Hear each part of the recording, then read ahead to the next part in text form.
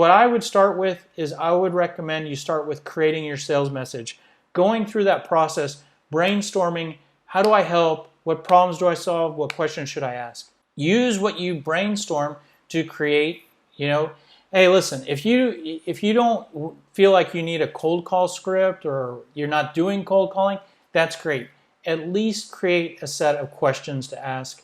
And I know you're probably going to be emailing, so at least create email templates. The other thing I would do is I would start creating content.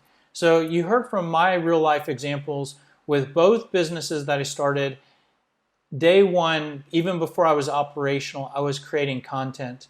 And a lot of that was basically blogging about different aspects of my business, really. And so you might, you may hear that and you may think, okay, well, what should I be blogging about? And I'll tell you what, here's a really cool trick that you can use. When you create your sales message, you can use your sales message as a guide for content to create, meaning blog posts to write. Sales Scripter helps sales managers to decrease the amount of time it takes to train new sales hires, okay? So that's a benefit that we offer. Well, I can write a whole blog post on that benefit. And it doesn't have to be a whole book, but you want to create a 300 to 500 word blog post. You just need like 3 ways to shorten new hire training time. And then, you introduce the topic. You have a small paragraph on tip 1, a small paragraph on tip 2, a small paragraph on tip 3, and then you summarize. There you go. There's a blog post. And it might not even be that great a content or that really informative, but what happens is Google will scan that and they'll pick up your keywords and they'll see that you have a blog post on that topic. And if that topic is value that you offer, then that topic is good for Google to start thinking about how you help. So anyways, start creating content. By the way, never know where this content goes. Like the Smart Sales System book and these webinars that I've been doing for years, it all stemmed from me creating content. So you start creating content about the product that you sell, and you can use that content in all sorts of different ways, whether it's blog posts. By the way, the blog posts you create, I talked about email marketing as being one of your channels. You can use your blog posts become great email messages to send through your email marketing. So I mentioned if I created a blog post on 3 tips for training sales hires, then I could send that out in an email, a marketing email that says, instead of me promoting my product, I'm sending out a tip. And that email, it can be about 3 tips. And in the email, I can have the first paragraph and it can say, click here to read more. They click here, they go to my blog. Now I'm driving traffic to my website. Also, that blog post can also be something I can share on social media. And once you have a few blog posts, who knows, maybe then it makes sense you could create a video on YouTube, do a webinar. So step 4 might be to look into possibly setting up pay-per-click ads for your product. Networking is key, so when possible, try to network. Build an attack list. I mentioned that the phone is part of your toolkit, right?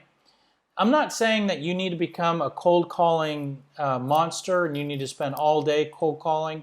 In fact, depending on how busy you are and how much funding you have or budget you have, it's outsourcing your cold calling in the same way that the first business that I had, where I had a work-at-home person, cold calling, and I sold that to other businesses, that is a probably better use of your time. If you're a business owner, your time is so valuable.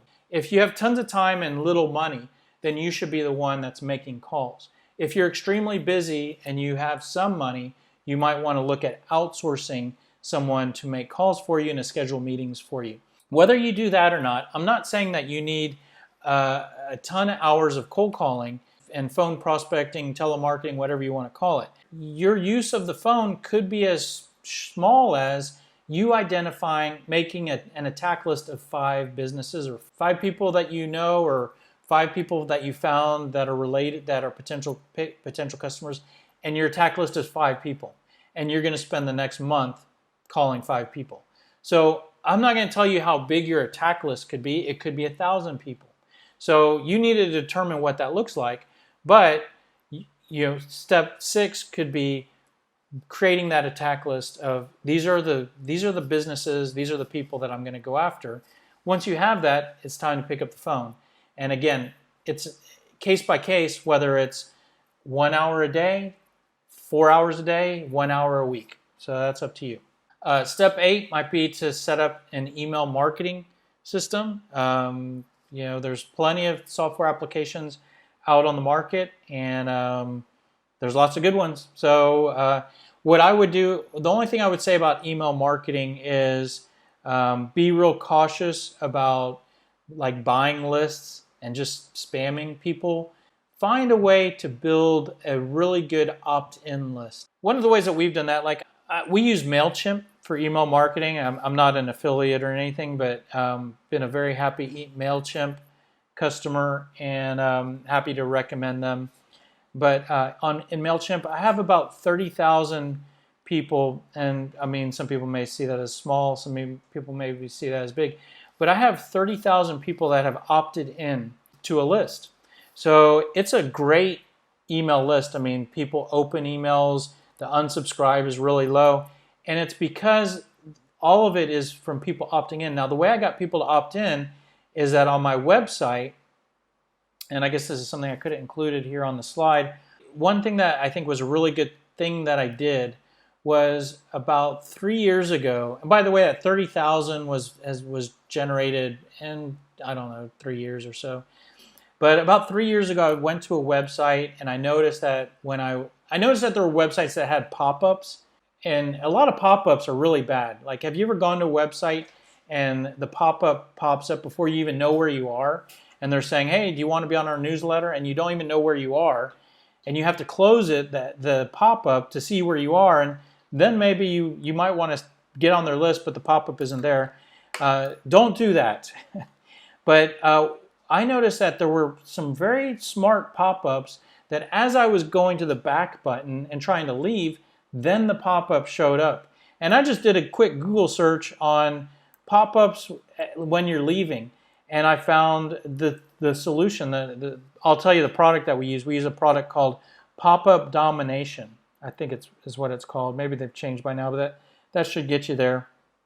And they have a great product.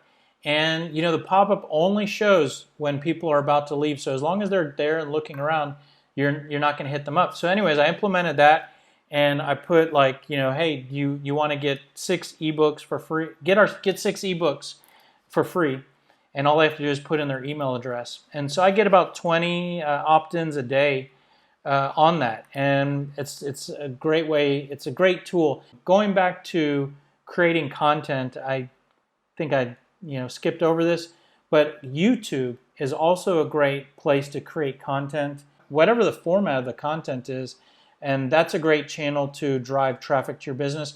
The last thing that I recommend is to develop some sort of social media strategy. My advice to you would be get on as many of the platforms as you can, create content, and broadcast your message, and drive those social media accounts to your website, and then have some sort of call to action on your website